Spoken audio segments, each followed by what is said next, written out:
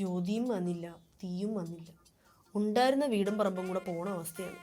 Life പദ്ധതി റദ്ദാക്കി പുതിയ ഭവന പദ്ധതി, സ്ത്രീ സുരക്ഷാ പെൻഷൻ ഒഴിവാക്കി പുതിയ പദ്ധതി, അങ്ങനെ എന്തൊക്കെ മോഹങ്ങളായിരുന്നു.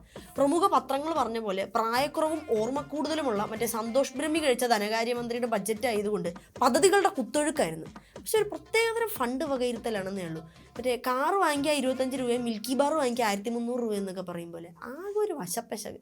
വളരെയധികം ഇന്നോവേറ്റീവായ പല പരിപാടികൾക്കും ഫണ്ട് വകയിരുത്തിയിട്ടുണ്ട്. ഉദാഹരണത്തിന് ആറന്മുള കണ്ണാടി എക്സിബിഷൻ സെന്ററിന് 1 കോടി രൂപ, കോഴിക്കോട് വിമാനത്താവളത്തിലേക്ക് എലിവേറ്റഡ് ഹൈവേ പഠനത്തിന് 1 കോടി രൂപ, പൊന്നാനി തീരദേശ സംരക്ഷണ ഭിത്തി നിർമ്മാണത്തിന് 3 കോടി എന്നിങ്ങനെ പോകുന്നു. അതൊക്കെ അതേപോലെ ഉമ്മൻചാണ്ടി ആരോഗ്യ ഇൻഷുറൻസ് പദ്ധതി ഒരു കുടുംബത്തിന് 25 ലക്ഷം രൂപ വെച്ച് വകയിരുത്തിയത് 10 കോടി രൂപ. അവ നടത്താൻ ഉദ്ദേശമില്ല. Good distribution. തിരുവനന്തപുരത്തും ഹരിപ്പാടും ഒക്കെ ഓരോ പുതിയ മെഡിക്കൽ കോളേജുകൾ, പിന്നെ വേറെ ഏതൊക്കെയോ മെഡിക്കൽ കോളേജുകളുടെ പുനരുദ്ധാരണം, എല്ലാം കൂടെ ചേർത്തൊരു 100 കോടി രൂപ. ലോ ബഡ്ജറ്റ് സിനിമയൊക്കെ പോലെ ആശുപത്രിക്ക് സെറ്റിടുമായിരിക്കും. വേറൊരു ഇന്നോവേറ്റീവ് പദ്ധതിയുണ്ട്, കൊല്ലം സ്കൈവേ, കോട്ടയത്തെ പോലെ 4 കാലും വട്ടത്തിലുള്ള റെയിലിങ്ങും, മൊത്തം 2300 രൂപ. പക്ഷെ പദ്ധതിക്ക് 5 കോടി ഇട്ടിട്ടുണ്ട്. പത്രപ്രവർത്തക പെൻഷൻ വർദ്ധിപ്പിക്കും, പക്ഷെ പൈസ വകയിരുത്തിയിട്ടില്ല. ഇതിനൊരു 10,000 രൂപ പോലും വായിൽ എഴുതി കൂട്ടുമായിരിക്കും.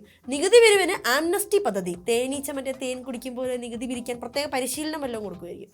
മോട്ടോർ വാഹന വകുപ്പിന് 20 കോടി. പിന്നെ ആശാ വർക്കർമാർക്ക് കൈ നിറയെ സ്നേഹം.